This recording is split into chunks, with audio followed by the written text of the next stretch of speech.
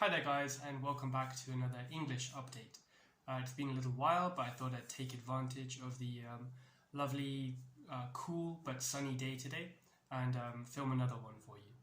So today I'll introduce 5 hopefully useful chunks of the English language as usual and give you a few examples to help you understand how to use them, both to comprehend it when you hear it and hopefully to be able to make your own sentences.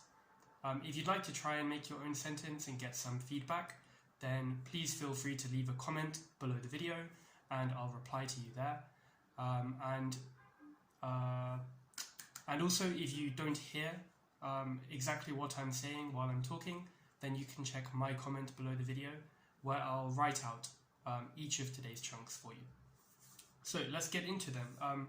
The first one is one which came up in my class just now, which is a kind of idiomatic phrase, the sky is the limit.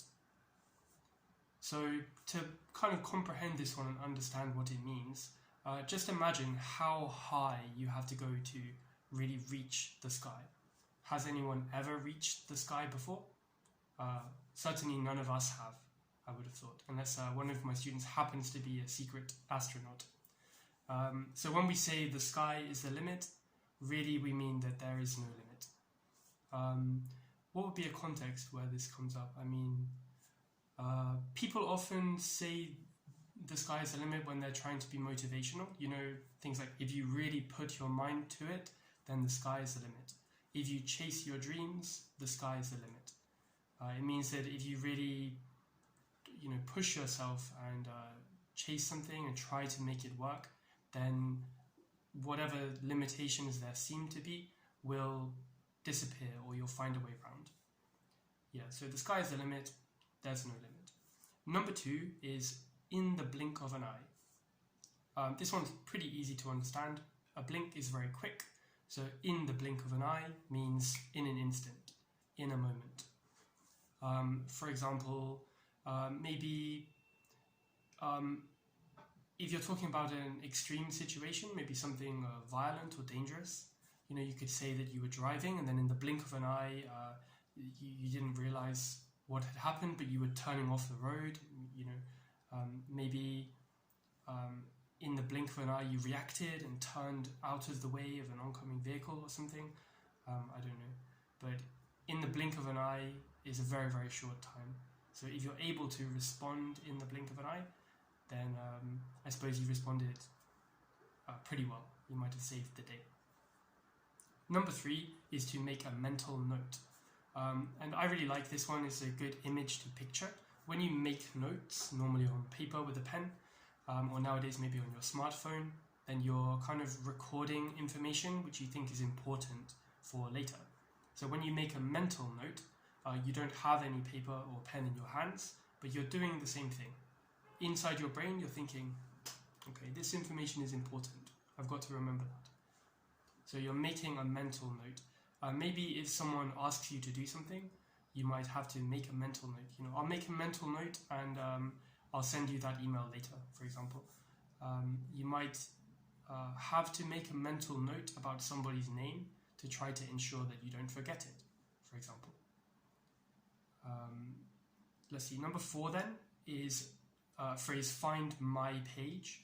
I thought I'd include this because my page maybe it might not be obvious what it means until you know, because if you take any particular book, for example, it's your book, so which page is your page?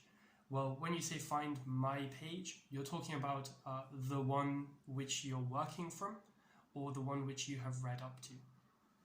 So you might hear someone say, let me find my page when they're about to read something out, for example. Today I'm going to read out poem number 74. Okay, let me just find my page. There we are. So my page is the one which I want to use, or maybe the one which I read up to. So if you're going through a novel, then you might say, gosh, I really need to buy a bookmark because I keep forgetting which page I've read up to.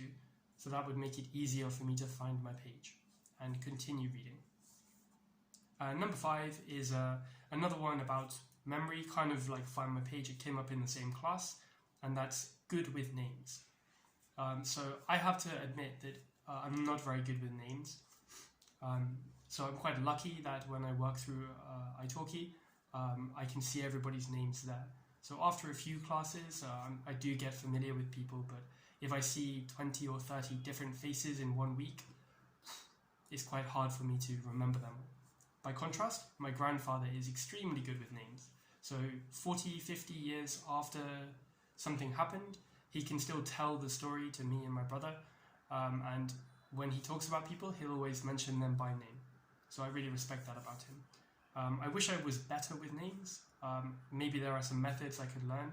But yeah, how about you guys? Are any of you particularly good with names? Or if you're bad with names, have you ever had an embarrassing situation where you maybe called someone by the wrong name or just forgot?